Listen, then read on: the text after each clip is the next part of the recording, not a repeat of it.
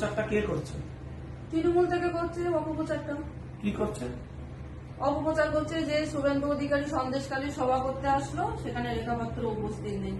রেখা পাত্র কি অবস্থায় আছে সেটা কি যে মিডিয়া এই প্রচারটা করছে সে কি জানে আদৌ, না ওরকম মিথ্যে প্রচার করে ওনারা নিজেদের বাড়াতে চাইছে, ইমেজটা বাড়াতে চাইছে।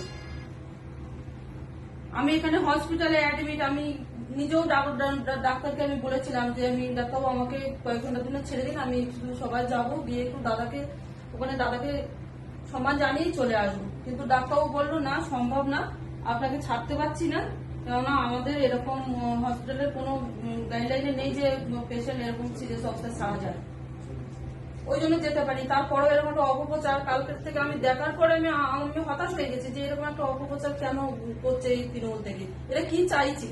আর বারবার এই কি নাম আমাদের সন্দেশখালী সুজয় মাস্টার, এই সুজয় মাস্টার কে?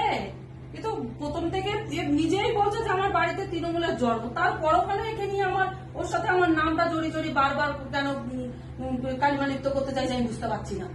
তৃণমূল বলছে তুমি নাকি তৃণমূলে যাবে, এরকম এটা একটা অবাস্তব কথা, অসম্ভব। তৃণমূলে যাওয়া আর বিষ খাওয়া আমার কাছে সমান।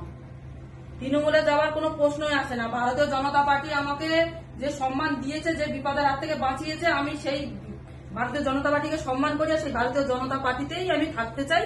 আর যদি আমি কখনো পলিটিক্স নাও করি তবুও আমি এই ভারতীয় জনতা পার্টিকেই সাপোর্ট করে দেবো।